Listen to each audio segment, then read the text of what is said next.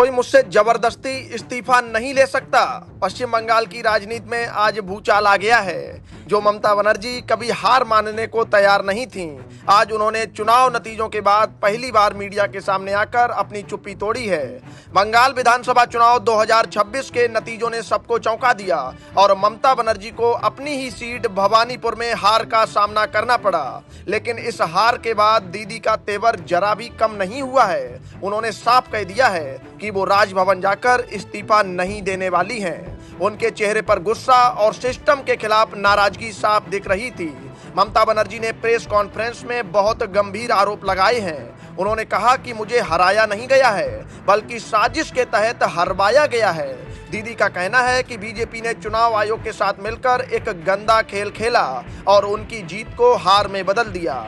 उन्होंने सीधे तौर पर चुनाव आयोग को विलेन बताया और कहा कि वोटिंग के बाद मशीनों में 80-90% चार्ज कैसे रह सकता है, ये तो सरासर लूट है। ममता बनर्जी ने दावा किया कि बीजेपी ने करीब 100 सीटों पर खुलेआम धांधली की है। अधिकारियों को चुनाव से ठीक पहले बदल दिया गया और उनके कार्यकर्ताओं को गिरफ्तार किया गया। वो बार बार कह रही थीं कि उन्होंने अपनी पूरी जिंदगी में ऐसा चुनाव कभी नहीं देखा जहां प्रधानमंत्री और गृह मंत्री सीधे तौर पर दखल दे रहे हों। लेकिन इन सबके बीच ममता बनर्जी ने एक बड़ी बात कही है कि अब वो एक आजाद पंछी की तरह काम करेंगी। उन्होंने कहा कि पिछले 15 सालों में उन्होंने ना तो कभी पेंशन ली और ना ही तनख्वाह का एक पैसा छुआ।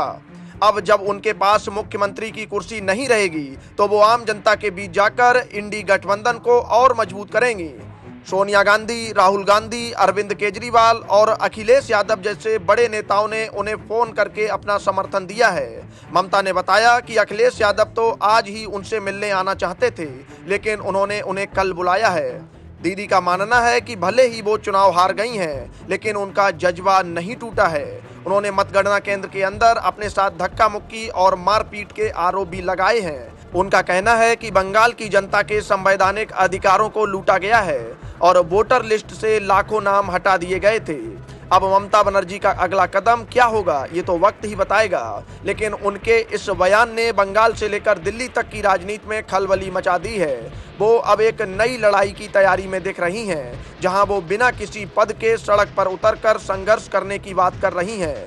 उनका ये अंदाज बता रहा है कि बंगाल की राजनीति में आने वाले दिन बहुत हंगामेदार होने वाले हैं। ममता बनर्जी ने साफ कर दिया है कि उन्हें झुकाना इतना आसान नहीं है और वो इस हार को एक साजिश मानकर अपनी नई पारी की शुरुआत करने जा रही हैं। अब देखना ये होगा कि क्या वाकई वो बिना इस्तीफा दिए अपनी बात पर अड़ी रहती हैं या फिर बंगाल में कोई नया सियासी मोड़ आता है। Bureau report, Bharat update dash.